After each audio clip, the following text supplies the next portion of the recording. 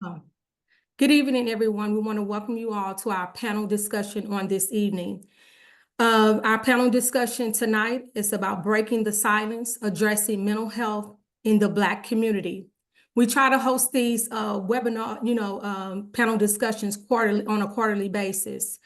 So this evening, I'm just going to give you a brief discussion, introduction of myself, and then we're going to have the panelists introduce themselves as well. My name is Tammy Bush. I'm currently working with the undeserved criminal justice population, and I have been for 30 plus years. I'm a retired state of Illinois corrections employee. I hold a master's degree in professional counseling, and I'm a board member for the American Foundation of Suicide Prevention Illinois chapter, currently serving on the DEI committee. I became involved with AFSP back in 2018. I started also my own nonprofit organization called Tam's Beautiful Butterflies in honor of my daughter who died by suicide in 2014 at the age of 22. I'm passionate about the work that I do with AFSP. I am honored to be serving as your moderator for the evening. We have, I want to introduce the panelists, and we're going to give each one of them 1 to 2 minutes to introduce themselves. We're going to start, we have Keon Lewis. He serves as the AFSP leadership on the AFSP Leadership Council. We have Sonia Willis. She is a holistic healthcare practitioner. We have Tyler Roy Thurman. She's a licensed clinical professional counselor. And we have Stephanie Brown, who is a certified domestic violence professional. We're going to start with you, Mr. Keon. Can you go ahead and introduce yourself to our audience? Yes, thank you, Tammy, and good evening, everyone. My name is Keon Lewis, and I bring you greetings from North Carolina, where I've had the privilege of serving not only as the immediate past board chair of the AFSP North Carolina chapter, but also have the privilege of serving on the AFSP Chapter Leadership Council on the national level. And so thank you for this opportunity to be a part of this and to really contribute to this much needed conversation. All right, Stephanie Taylor. I am just realizing it says Stephanie Taylor. I don't know where Taylor came from. Oh, Stephanie That Brown. is so funny.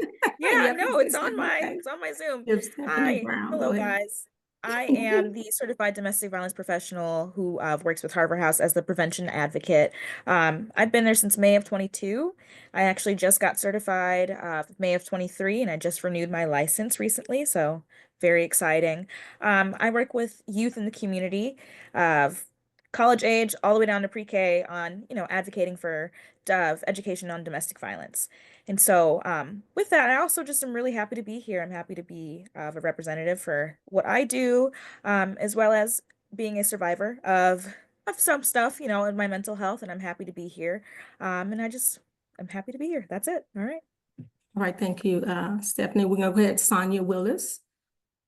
I'm going to add to that. I know my last name is a little more difficult to pronounce. So Sonia Willis Bicadano. Thank you. Is the whole part of it. I am a trauma-trained transformational LCSW in Illinois. I'm very passionate about working with this group for suicide prevention to really bring awareness to this community, because suicide prevention is not something that we really talk about in the community. So I really am excited to be here. And as a trauma-trained social worker and therapist, I'm very excited to be here and bring awareness to this topic. All right, last but not least, we have Tyler Roy Thurman. My name is Tyler Roy Thurman. I am a licensed clinical professional counselor in the state of Illinois, a licensed professional counselor for the state of Missouri. I have been in the field now for 25 years.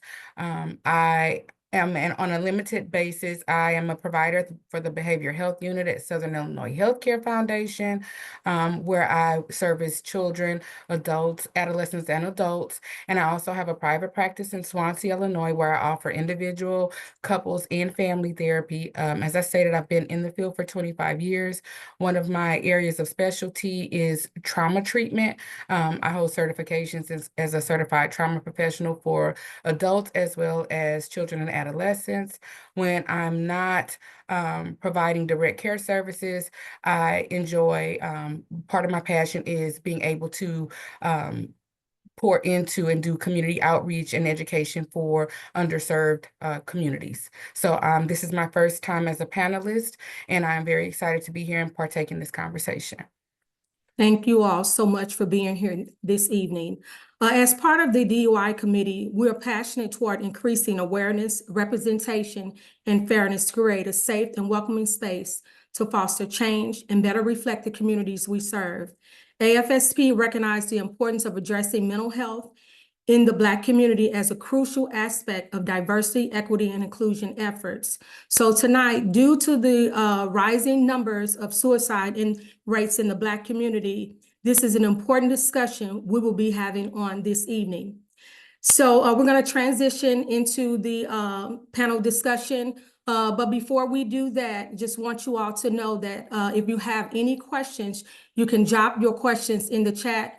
We have someone monitoring the chat, and if they feel that a question needs to be addressed right away, they will let us know. So we're going to go ahead and get started. The first question is going to be addressed to each one of the panelists. And we want each one of you to share something on this question. So the first question is, what motivated you to speak out about mental health and suicide in the Black community? And we're going to start with you, Mr. Keon Lewis. Thank you, Tammy. So at the time, my involvement and my engagement in suicide prevention and mental health awareness started during the fiscal year of 2015 and 2016. As a proud brother of Omega Psi Phi Fraternity Incorporated, we launched our mental health initiative called Brother, You're on My Mind. And the idea behind that was to not only discuss the impacts and the influence of stress and anxiety on Black men and in the Black community, but the second aspect of it prompted us to align ourselves with organizations that shared the same vision and mission. And right around that time, that's when I discovered AFSP. They were in the process of planning their upcoming Out of the Darkness walk in Charlotte. And that is where I engaged in my relationship with AFSP and what would soon become a 9-year collaborative partnership and leadership development process, where I got the opportunity to not only help with the planning of the upcoming Out of the Darkness walks, but then I matriculated and grew in my leadership roles to go from being the walk chair to becoming a board member, board chair, and now having the opportunity to serve on the National Chapter Leadership Council. So I saw the importance in it. I saw that it was very critical for me to represent not only as a member of the Black community, but as a Black male, to be in those rooms to further this conversation. And being able to bring that and bring myself, bring my experiences, the things that I've learned, not only from family, close friends, and colleagues and fraternity brothers, but it gave me a platform to help advance this mission even further and to reach audiences that normally wouldn't have been reached. So it was just a great opportunity to grow and to contribute with this conversation and to advance a much needed conversation around suicide prevention, mental health, and making an uncomfortable conversation more comfortable. That is absolutely excellent. I love that you work with the fraternities, and that is something that I know I want to be able to work into in our area. So I appreciate that. So now we will have your response, Ms. Tyler Roy. So I actually got introduced to the entire notion of just getting even involved in mental health as I was initially a probation and parole officer for the state of Missouri. And I was attracted to the idea of, I started developing and facilitating cognitive restructuring groups. And I quickly started to realize that a lot of the offenders were not just, they weren't necessarily bad people, but they had been exposed to a lot of trauma. There had been a lot of issues, learning disabilities and things of that nature that had been unaddressed. And I noticed that a lot of their decision-making was a result of just unaddressed mental health issues. So it was my exposure and experience with the development and the implementation of cognitive restructuring groups that got me introduced and excited about the notion of being able to be on the preparatory or the therapeutic side versus the punitive side. So that is where I started. And then as I'm just as passionate 25 years later into my career as I was when I started 25 years ago. So every element of mental health is something that intrigues me, and I especially like to see and ensure that the underserved and marginalized communities are receiving quality services. So that is where my interest and investment lies, with making sure that we're visible and accessible in the Black communities. Thank you for that, Tyler. I appreciate that, because that's the exact population that I work with now, and I know that they need your assistance, so I appreciate you working with that population. So Sonia Willis, you go ahead and answer the question.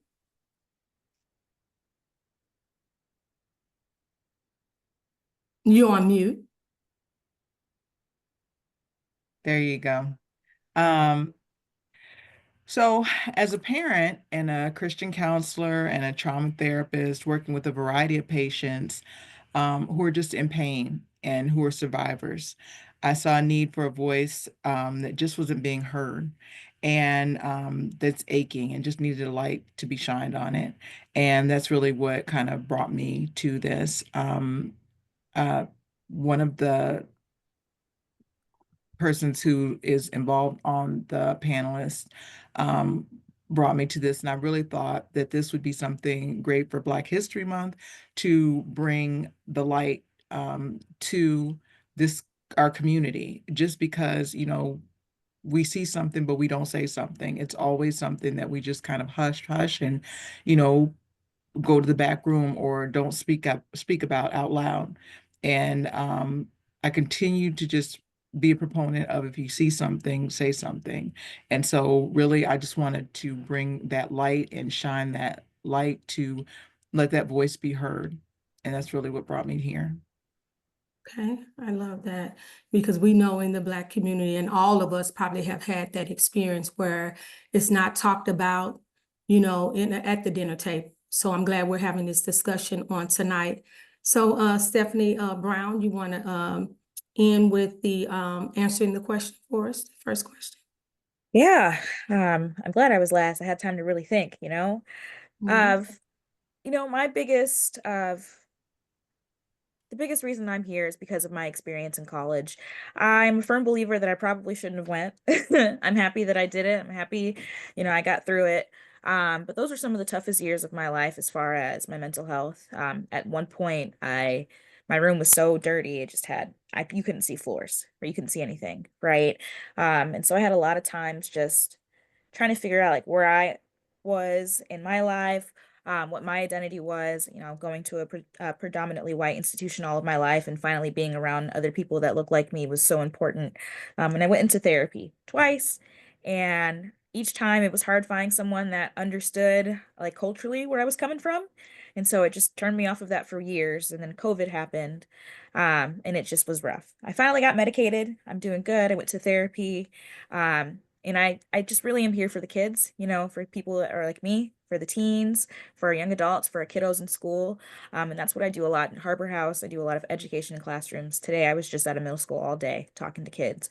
And one kiddo came up to me and just told me they're just sad, And I really want to just kind of destigmatize what mental health looks like in our community. It shouldn't be something that's hush hush, right? We shouldn't make it feel like it's a family issue. It really is it's a community thing, right? It's really something that we need to work on nationally to take care of ourselves, right? And there's a lot that goes into it, but I'm just here to kind of start the layer of it, right? Help pioneer some of that conversation with us. So Awesome. And that's what I love about AFSP. They have taken some time to address each and every community that's out there. So I really appreciate and love working with them because of the work that they do. So we're going to transition into our second question. And this question is going to be directed to you, Ms. Roy.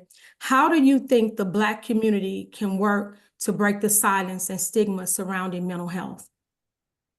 So first of all, for context, I just want to give you just a statistical overview. We're not going to have a statistics class, but just for context, 23% of adults experienced a mental illness in the past year. This is equivalent to 60 million Americans.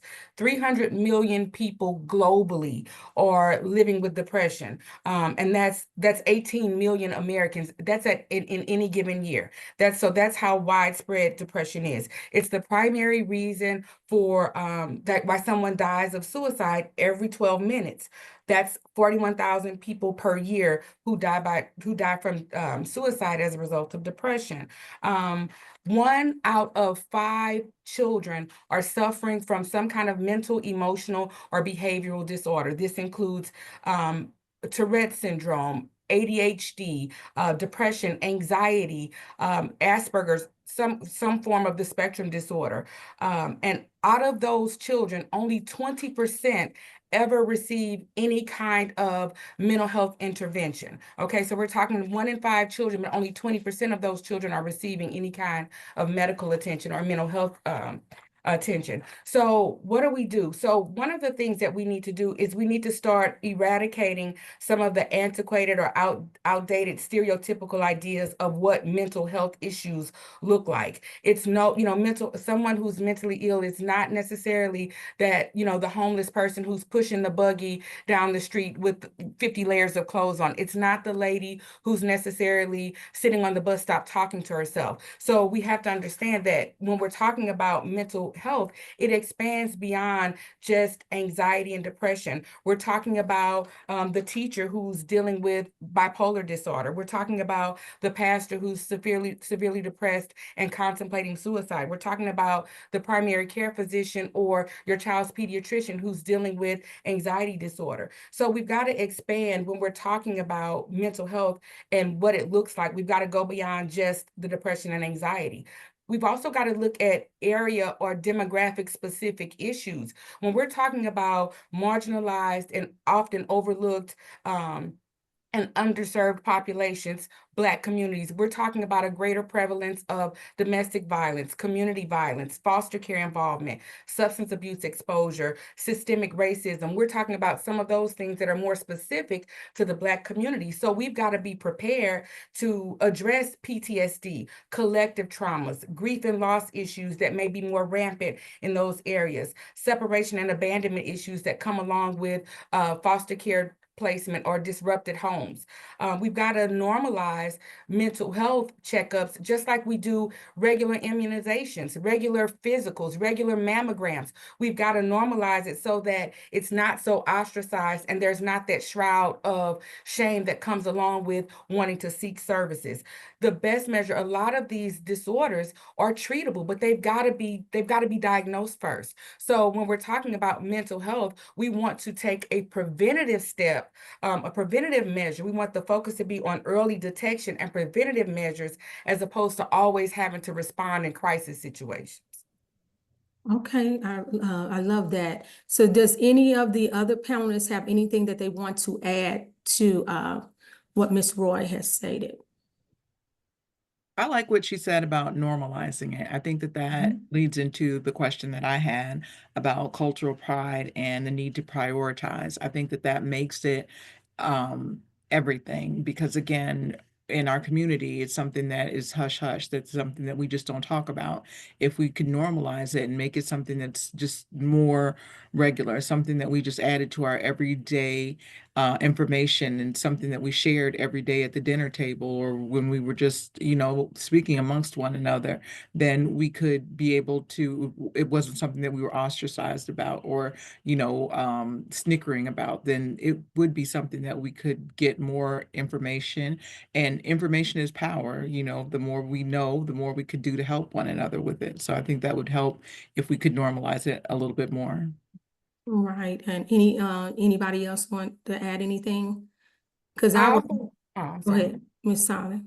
I also want to say that one of the very few silver linings of the pandemic, and kind of to your point, Sonia, in terms of eradicating the stigma and normalizing, one of the very few silver linings to the pandemic was that it catapulted the importance of mental health to the forefront. Companies, agencies, organizations, corporations were forced to kind of take notice of how vital and how important it was for us to prioritize our mental health. So that meant that you had celebrities speaking out about seeking therapy. You had, people, very prominent people who were talking about their experiences with therapy and how vital therapy and useful therapy was for them. So it made it less shameful to seek help or to even indicate that you needed help.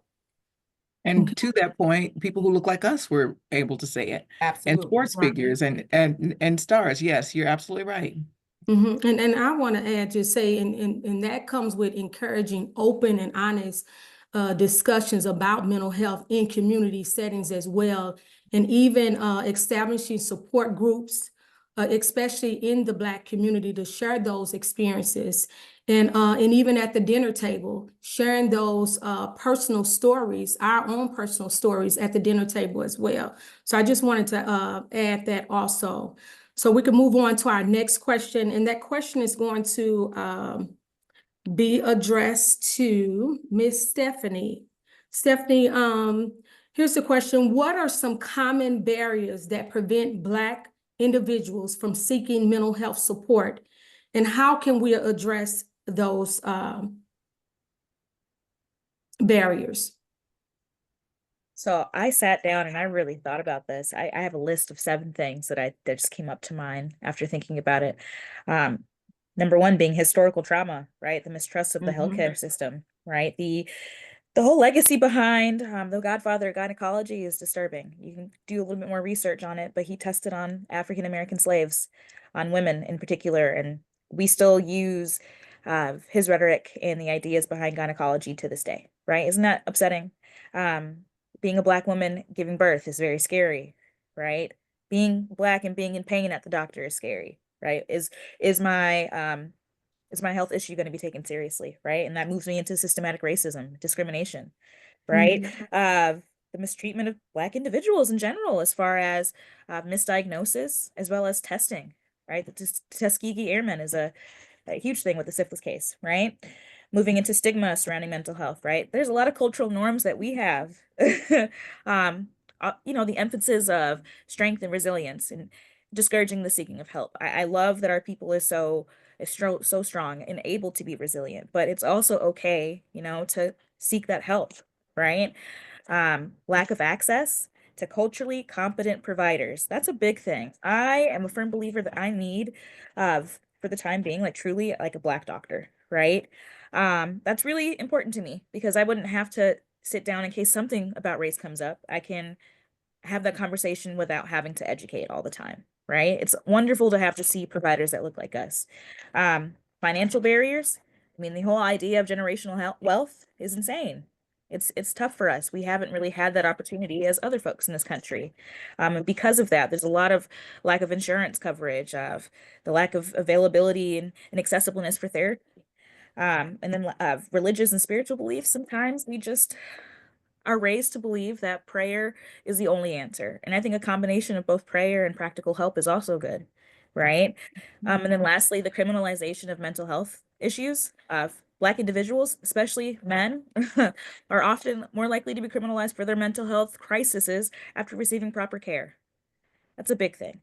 My whole basis of my degree, I have a degree in criminal justice. I worked with restorative justice. I think our system is too punitive, right? Where's that rehabilitation, the true prevention in future violence, right? And for good mental health is starting at that level, working with people who have done things, right? And try to help them heal, right? There's reasons that people do stuff, hurt people, but then also working with kids and talking about this and normalizing that this stuff is honest, this happens, right? I'm a firm believer when I talk to kids, I never lie about what I'm going through mentally. It's age appropriate, right? But I'm honest about it. And I want them to feel like they can talk to me about these things. So just having that conversation is really important. I know I went into a whole soapbox. Right, that's okay. Does anybody, any of the panelists, have anything that they want to add? Because I want to see if, Keon, I'm gonna, see if you can talk a little bit about, how this, affect Black men and their emotions. Can you address that a little bit? Yeah, absolutely. And I most definitely appreciate the great segue that both Tyler and Stephanie shared in about that, because when you look at it from the dynamics from a male perspective, a lot of those factors that have already been previously mentioned come into play, right? We look at the historical context, the family trauma, the perception, both internally and externally, from how media portrays it, your family, your friends, that fear and that stigma of being vulnerable. And if someone finds out that, you know, there's something wrong, right? And to try to convey the notion that it's okay to not be okay. When you combine all of those elements and then you mesh that into how do we define masculinity, the way that we've been raised. I love the point that Stephanie made about faith, right? We're always talking about, hey, take it to God, pray on it. But then we also learn in the church that faith without works is dead. So there is a practical way of being able to balance both, of being able to maintain and sustain your faith, but also being able to get the help from a clinical standpoint and the support that you need.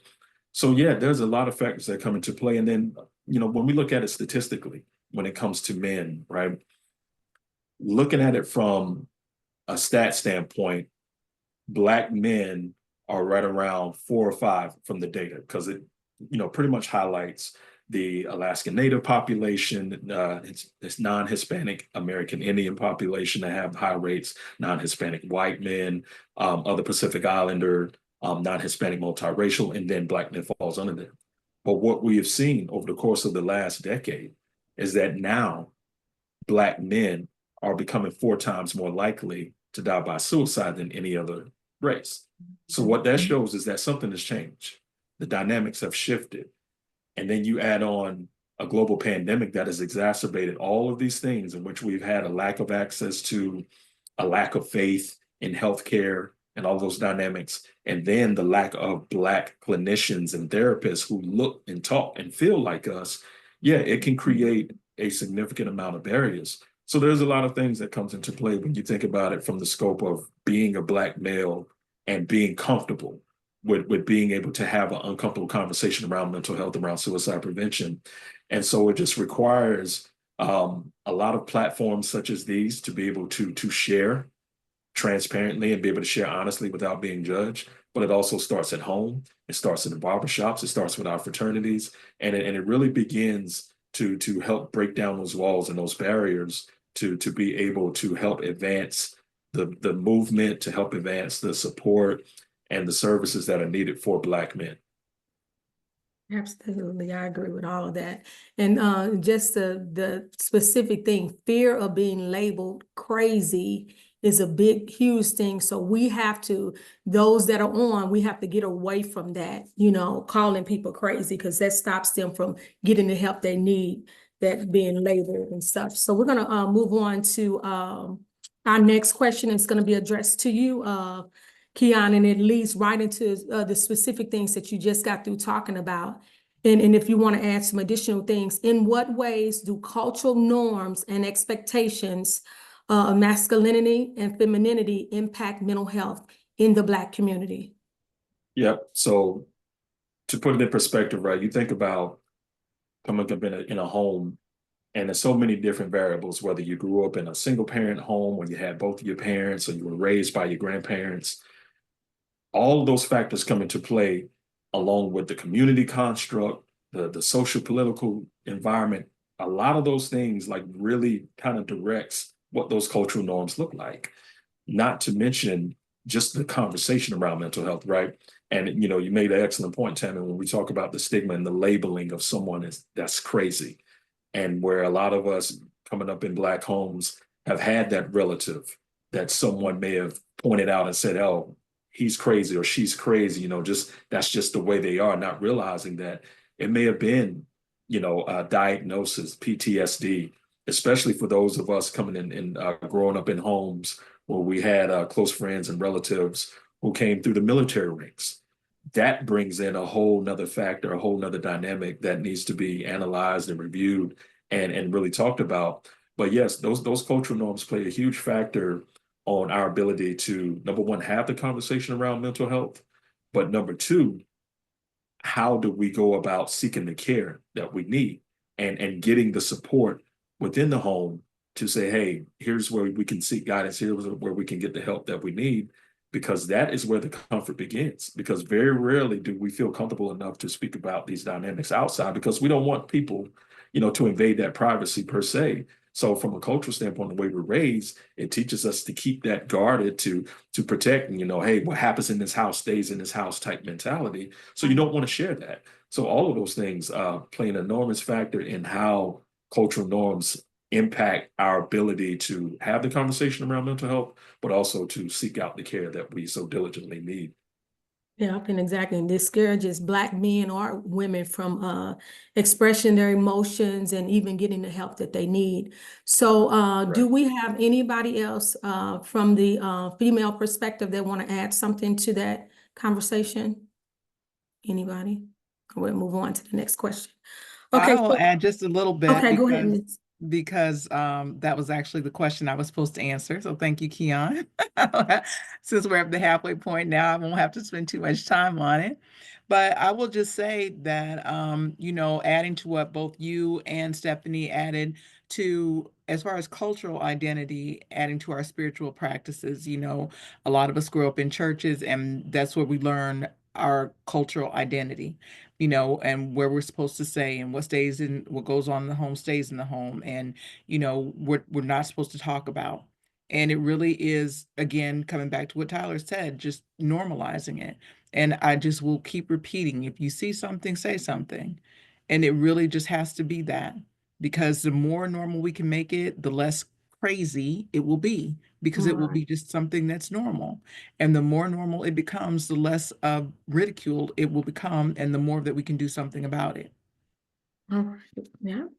So the next question we're going to move to, and this I have for you, Miss Sonia, if you want to stay right there. How can we balance cultural pride and identity with the need to prioritize mental health and seek help when needed? And so that was the answer that I just had. See Oh, okay. something, say something. And, Keanu did a really good job of answering that, and everybody has. And we really spoke highly on it. Prioritizing mental health is something that we need to do above all else, because if your mental health is not together, then our financial health can't be together. Our just taking care of our body can't be together. No, nourishing our mind can't be together. It has to be something that we do to take care of ourselves in the first place. And I don't think that we give enough credit to that, because it's something that we do. We get up to go to work, and that's something that we have to do. We have to bring money into the house. We have to take care of the household. But what happens when we're not taking care of our mind? You can't take care of the rest if you don't take care of the first. And so we need to be able to put things in perspective. And until we do, then it doesn't make any sense. You have to make it make sense. All right, it sounds good to me. We're going to move on to the next question. And I have you answering this question, Keon. How can we increase access to culturally competent mental health services and support groups in the Black communities? Yeah, absolutely. And Sonia, I'll be happy to share this one with you as well. Perfect. When I think about just from a simplistic standpoint, I just look at, how do we identify those champions, right? To help convey this message, but do it in a manner that meets people, and especially our Black community where they are. And so I think about how we have everything from barbershops, hair salons, churches that are utilizing, mental health first aid, that are doing demonstrations, things like, offering with AFSP programming with Let's Save Lives and Soul Shop, where we are creating intentionally programming that's designed and specific to the Black communities. And so that in itself creates a level of comfort, a level of understanding, and it creates a great dynamic where we talk about these very historical contexts, these different protective and risk factors that are different when it comes to the Black community, for Black women, for Black men. And so that is a very good way of really helping to push and increase the conversation and increase the access and support groups within our communities is starting by identifying those champions, those safe spaces within that already exist within the communities, who those individuals are, and finding ways of bringing programming, bringing resources, bringing things that can help augment that access because it's coming from a trusted individual.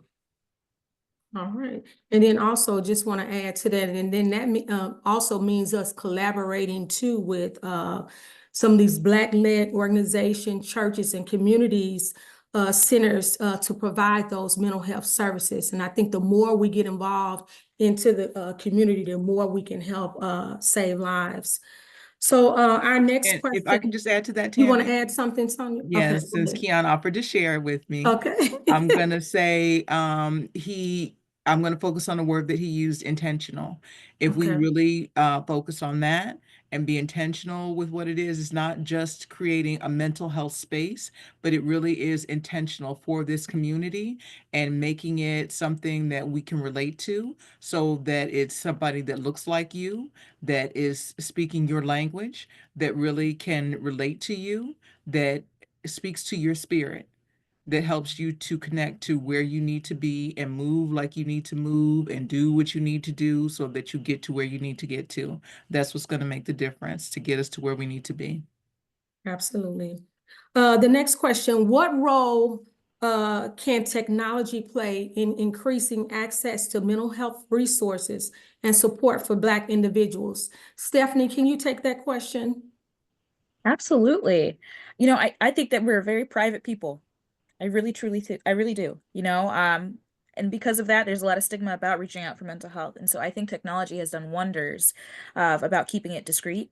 A big thing about some women in my family was that they didn't want to see anybody when they would go in person to go see a therapist, right? They'd be embarrassed to admit that they needed help. And that's a whole thing on its own. I think that's something that could be worked through therapy for sure. But just the access has been incredible. I think it really, someone had mentioned earlier how the pandemic really sat us down and made it to a forefront of our mind, and the accessibility when it came to virtual and telehealth has been insane. I think it's also, I just love how private it can be. I think too, just having more of us in the field and promoting that online has been lovely. You can go through TikTok and tailor it for yourself. The algorithm will find people that are like-minded like you. That's really, I think, what helped me out in my process was just seeing other people who looked like me talk about it, right? And then just researching it from there. But yeah, that's kind of all that I had. I feel like just the accessibility is our biggest key for that. Okay. Anybody else have anything that they want to add? I want to add just something really quick to Stephanie's point about having providers that look like us, and in terms of accessibility, telehealth, she's absolutely right. Some people will never feel comfortable like going physically into a therapist's office. An excellent resource, and I'm not sure, I don't know why I didn't send this as part of the resources, is therapyforblackgirls.com. You can go on there. I get an amazing amount of referrals just from people. They can go to the site in the comforts of their own home, look at the profiles of the providers in their area, see what kind of what vehicles they offer. Is it, do they have virtual? Do they have in person? What insurances they accept? Some of them offer free consultations. So the barrage of resources that are readily available at our fingertips with technology allows you to shop for and tailor make the provider for you without even leaving home. Yeah. And that's because Just that's to one add, of the, go ahead, Stephanie. I'm no, sorry, go ahead. I'm so sorry. No, just to add to No, what go ahead. Miss Roy said, I love the idea of shopping. Y'all heard, I did not find someone that I liked until a few tries, and that's okay. I think a lot of us get freaked out because the first time it didn't work. If you're uncomfortable with a doctor, you're gonna find a different doctor, right? If it's for a broken bone, right? Same thing with your brain, y'all. You got to find someone that is going to mesh with you, right? And not every Black therapist is going to be the one that works for you. That's why it's okay to shop around. I love that. Any of this online counseling, mobile apps that they use to provide the service, because I even use that with one of my providers, the Health Optimizer, to do my this weight loss program that I have, so all of those platforms are platforms that are easy access for people that may not want to go inside an office. So I love that. And do you offer that service, Tyler, online service for people? Yes, I offer virtual. I am a part of not only Psychology Today, but also the therapyforblackgirls.com. I'm Oh, part of that. I have a profile on there too. And it has just proven to be a phenomenal resource. oh, that is awesome. And then while you're here, we're gonna have you address the next question. What strategies have you found to be effective in promoting mental health and wellness in the Black community? I'm actually going to piggyback off of one of your earlier responses, Tammy, and that is community health fairs. And in our communities have proven to be the most amazing resource available. I have to mention just this past weekend, Cahokia High School had theirs. This is my second year in participating. And when you're marketing underserved and marginalized communities with very limited financial resources, you got to free giveaways, things like Mhm. that. Kid-friendly, family-friendly events to where it will bring everybody out. So those community health fairs, not only do they increase visibility of providers and introduce, participants to resources in their immediate area, a lot of times that is their initial experience to a qualified mental health professional, and they get to talk to them on a non-threatening basis. So those community health fairs are phenomenal resources. Church involvement. I think Keon and a couple other participants have said, historically, what do we say? What goes on, if you got something going on, you go to church, get prayed for. A huge referral source for me are our local churches, who are saying, yes, we can pray for you, but some of the traumas and things that you're encountering, you need something more clinical. So churches are getting on board. So enlisting the help of some of our churches and organizations like that. Corroborating, we want to do early intervention. We want to, focus on early intervention and being preventative. So corroborating our services, our mental health services and accessibility with some of the local school districts, forming those relationships with school social workers so that they can help readily identify the children who might be largely at risk. Group approaches, so support group, interventions and strategies. A lot of times people who are really in mental health stress or duress, they don't feel comfortable seeking a therapist or going into a therapist's office, but they'll come to a support group. And then through those avenues, you can kind of identify some people that as a qualified mental health professional, you can kind of pull to the side and kind of say, hey, here's some additional resources in a way that's non-threatening and non-invasive or non-intrusive. We got to keep in mind, our goal is to be proactive and preventative. When we wait until somebody is in a full-blown mental health crisis situation, we're going to have to do a crisis response. So the earlier we can get involved, the sooner we can introduce some of those interventions, the more likely that we're going to have some success. The last thing I want to say is we want to focus on identifying, introducing, and engaging. So let's identify where there are issues. Then let's also start introducing, once we've identified that there are some mental health concerns, whether it's a student, a coworker, a colleague, a spouse. Once we've identified that there are some concerns, let's introduce, some of the things that may be available. You've got talk therapy, you've got support groups, you've got hospitalization, you've got just, us doing family therapy. So introducing some of the options and resources, and then engaging that person so that they look at their journey into mental health treatment as an investment versus an ultimatum. You want them to invest in, I want to be happier, I want to be healthier, I want to feel better, I want to be a better spouse, I want to be a better parent. So getting them to invest in why mental health would be a good option and a healthy option for them, as opposed to making them feel like they're being forced to do it or they only have an ultimatum. Presentation is everything. Awesome. We do have we got about 15 more minutes. We have a couple of questions in the chat that need to be addressed. So we're going to move to, before we answer those, address the questions in the chat. I would like for Ms. Tyler and Keon to address this last question here. What do you think is, and any of the other panelists can chime in as well. What do you think is the most important next step for the Black community in addressing mental health and suicide? And how can individuals here today get involved and make a positive impact on mental health in the Black community? Yeah, I would say two things. Number one, we need to go ahead and start the conversation, the resources, and the support as early as we possibly can, especially for our youth, especially for our Black youth, because as the clinicians and therapists on this call know, that statistically our Black youth are in danger. And so in order to represent and be indicative of that proactiveness that Tyler excellently describes, we got to be proactive versus reactive. And so that begins by starting those conversations a lot sooner with our youth, meeting them where they are, whether it's in the home or at the schools, through trusted individuals, trusted organizations and groups, but making sure that we have resources that can support them. Then the other thing is just really continue to be innovative. You know, one of the things that I applaud my fraternity, my district, my chapter, and the executive leadership within it is that we are finding ways to infuse the things that we're doing through AFSP, through Brother on My Mind, to make sure that we're having conversations with our brothers on a regular basis and not just waiting until an annual event, right? We're sparking conversations in meetings, outside of meetings, whether we're fellowshipping at a mandated program or not. And so it requires having leadership on both the local, district, and international level that believes in that and that supports that. And so we got to continue to be innovative, utilize our organizations, utilize our community programs, our nonprofit organizations, our church organizations to continue to push the importance of this narrative, but most importantly, making sure that we have resources to back it when we share it to the general public. All right, sounds.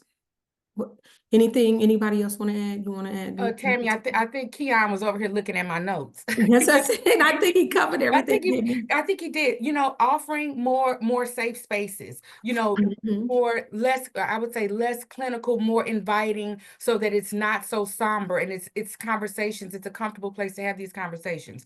Another thing that we have got to do, in addition to increasing awareness about the prevalence and what to look for and how to avert some of these crises, is we have got to eradicate some of these misconceptions that come along with suicide rates and who are likely candidates. Unfortunately, this past November, I did some crisis response for a 7th grader here locally who had taken her own life. And a lot of the responses were, you know, what could be that bad at 7th grade? She was too young. You're too young to be that depressed. And so we've got to eradicate some of those misconceptions. Our babies are struggling. Our babies are struggling and they don't have a lot of resources. Guess what? They're struggling because their parents are struggling. And so when we start realizing it from a systemic, standpoint, we realize that we've got to get in there. We've got to eradicate. Suicide is not a respecter of wealth, success, fame, fortune, or age. And so we need to start kind of not only promoting being proactive and increasing awareness and education, but also eradicate and creating safe spaces, but eradicating some of these misconceptions that unfortunately lead to lack of detection. Yes. The last thing, Go ahead, I'm sorry. Sonia, you want to add something? The last thing I would add question? is the 988 hotline. Okay, yeah, we're going to get to that. Yeah, so if you can't find a safe space, if you just don't know how to broach it, you don't know how to say anything, the hotline is there. Yeah.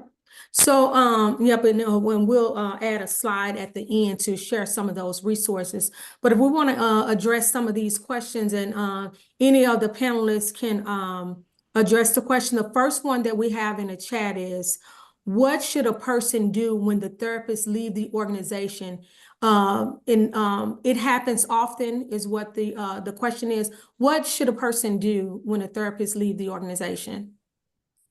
Anybody want to, Ty, you want to address that? From a trauma standpoint, I can't stress this enough. It's a form of re-traumatization. It's difficult. And I think Stephanie may have said it is so imperative to finding somebody that you can connect with.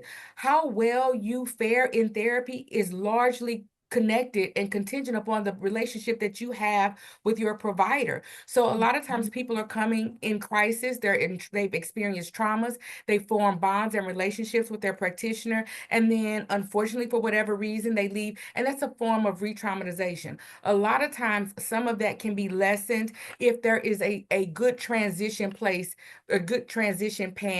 in place. But a lot of times people are left, and I've seen people come for their appointment only to find out that their therapist is gone after they worked with him for several years. So agencies and organizations, even private practices, we have to be more astute in ensuring that there is some kind of continuity of care in place when a provider has to leave. There has to be a good transition plan in place. Absolutely, handoff, sure. One of the next questions, what has changed over the past 30 to 40 years that added to the mental health crisis? I'd Anybody? love to take that one. Okay, go ahead, Miss Stephanie. Yeah, I don't think that anything has changed other than the conversation, right? I feel like this has always been something that we've been dealing with. Now, I will put in that politically stuff has happened and there's just been some big changes within the country that I could definitely acknowledge.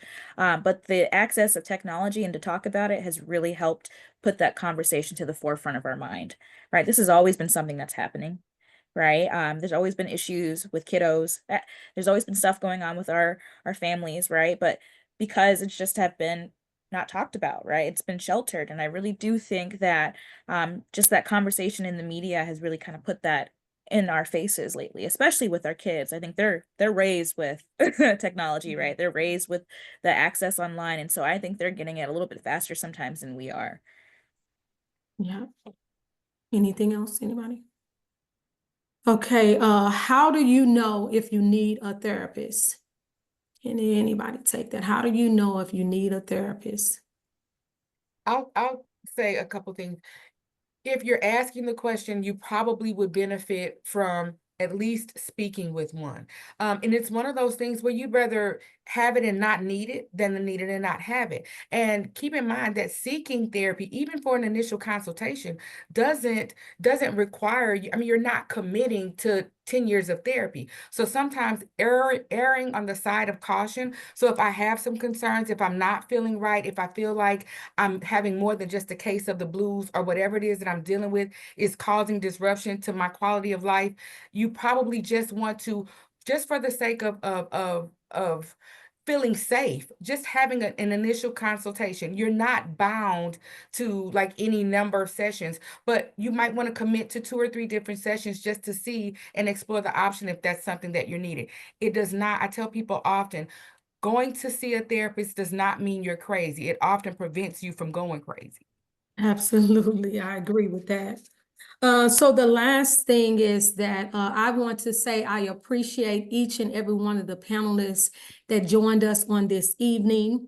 We do have a slide that we're going to share, which shows some of the resources and the support systems that people can make contact. You know, if you're struggling, there's some resources. If you want to share that slide, Angela, so that people can get those resources. Let me see if it's another question or anything. Okay. So, okay, that was Dimple. Great discussion. Yep, if you want to go ahead and share the side that have the information on it with the 988 and crisis line number is available nationwide. You can call, text, or chat on that number. There's also an official website, the 988lifeline.org. At 988 Suicide and Crisis Line, they understand that life's challenges can sometimes be difficult.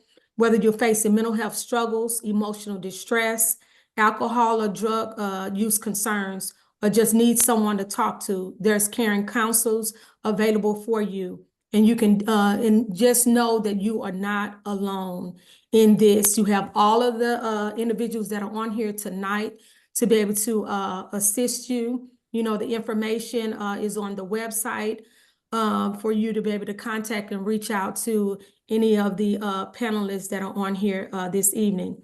There's also available resources specifically for the Black community. The resource guide will be emailed to those that registered. And my call to action to each and every one of you that were on tonight will be to get that information into the hands of those that you think would benefit from these resources.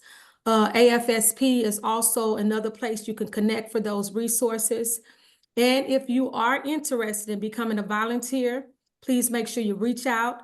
We will be glad to have you on board to help AFSP to continue their efforts in saving lives. Again, thank you for being here on tonight, and we look forward to connecting with you in the future on another panel discussion. So thank you so much. All of your contact information is also in the chat again for those that may need some assistance. So again, thank you all for being here, and we will see you on the next panel discussion. So have a great Thank night, you. everybody.